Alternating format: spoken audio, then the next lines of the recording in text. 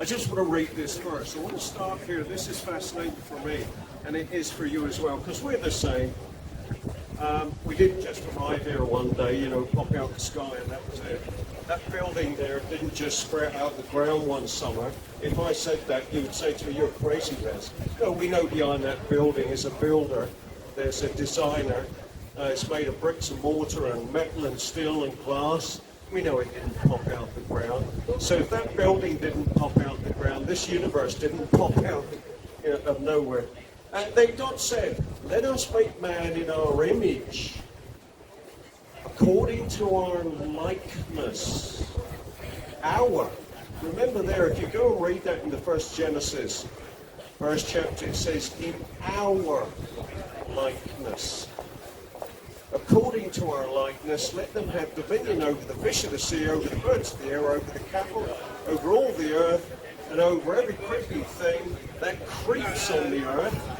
So God created man in his own image. In the image of God he created him, and male and female he created them. Go and read that in the first chapter of Genesis. The word man is a Hebrew word that represents the whole of human being creation. That's what man means. And God created us for his own glory. I don't know whether you know this, but you were created, man, for his glory. Everyone who is called by my name, whom I have created for my glory, I have formed him, yes, I have made him. That's in Isaiah. For as a young man marries a virgin, so shall your sons marry you. And as the bridegroom rejoices over the bride, so shall your God rejoice over you. How about that? He rejoices over us. That means you as well. He created you. That's why he created you. He has made everything beautiful in his time. Also, he has put eternity in their hearts. Wow. How about that? He's put eternity in our hearts. In your heart, in my heart, he's put eternity.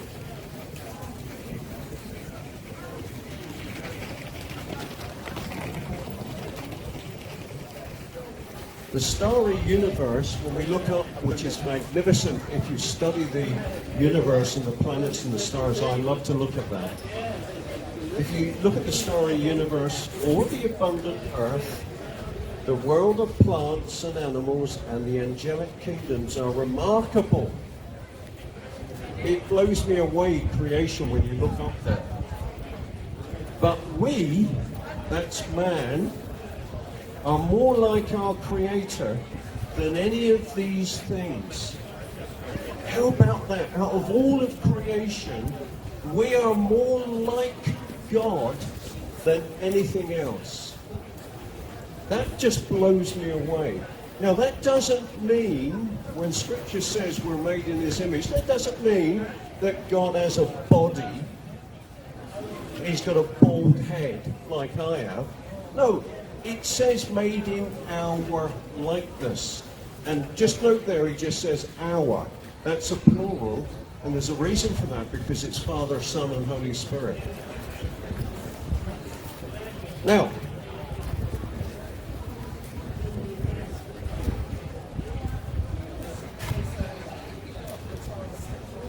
I'm going to put a giraffe up there. I want to ask you a question. Has anyone seen a giraffe pray? Anyone seen a giraffe pray? What about you, sir? No? Of course not, sir. Of course not. We've never seen a giraffe pray.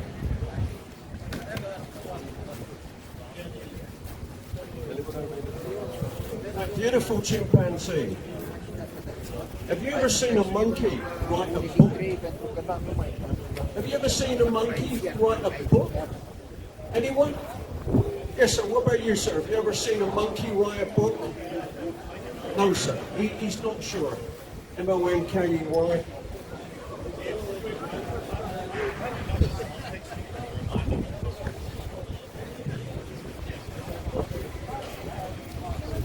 there a golden eagle, which is a beautiful bird, stunning how they fly.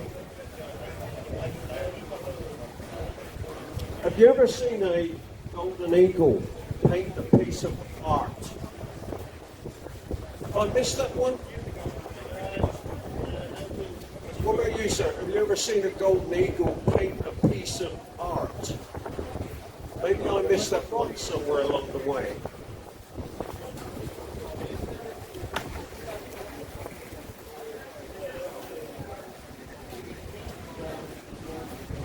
What about these fish? Let me ask you. Have you ever seen a fish read poetry, man? No. No. And if I know. If I said that, you would say, hey, Les, you're crazy. Of course, has any fish ever read poetry? No. Of course not.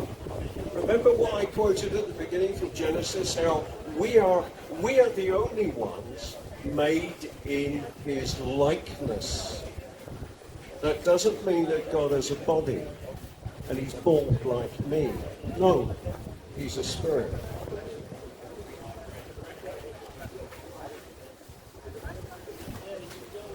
But these children here, let me just state something. Most 8-year-old children can write an understandable letter to their grandparents describing maybe a trip to the zoo or what they've been doing at school. Most 8-year-olds can do that, children. They can move to a foreign country and learn another language, and in so doing show themselves to be far, far superior to the animal kingdom. That's how different we are. Of course, there's one creator for the animal kingdom and for us. And you will find some things there that would link to God, but we are so totally different. We are the only ones made out of, even if you counted every one of the billions of planets in the universe that the scientists tell us that there are, we are the only ones, you, sir, and me, you, madam, and me, we're the only ones that are made in his likeness. In his likeness.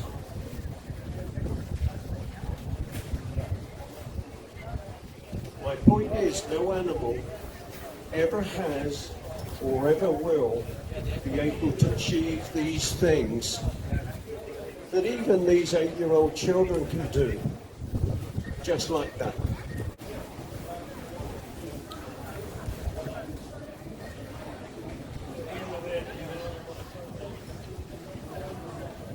But we have been given also a conscience. God gave us a conscience in his likeness for a reason.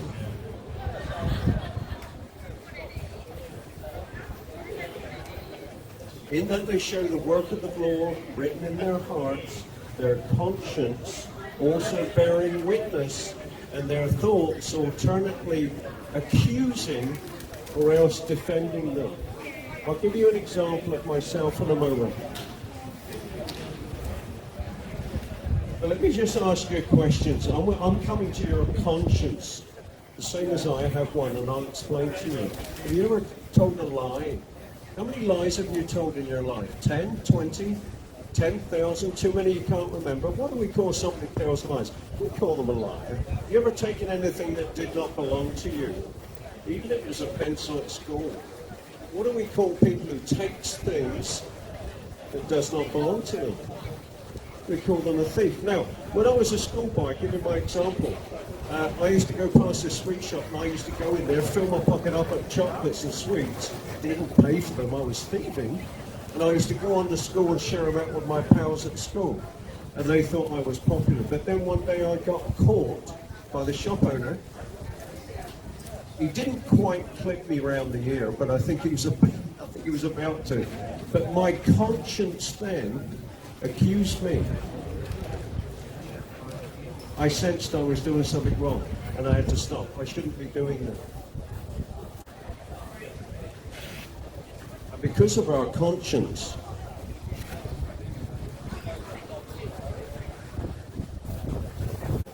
I came and God spoke to me that my debt was nailed to that cross. And I said, that is amazing. And he took that off my shoulders, that weight, and set me free. That was the best day of my life. And so I pray that for you. You, yes. No, you're made in God's likeness, my sweetheart. No, don't be deceived. You're made in God's likeness. That's the truth. Yes, in God's likeness. And he loves you, sweetheart. He loves you so much that he came and died for you. He came and died for you. The devil comes to kill, steal, and destroy. So my prayer for you, I'm going to finish here. There's a beautiful word in the Bible called whosoever, and it goes like this. Whosoever, even that young, lovely girl there, whosoever calls on the name of the Lord shall be saved.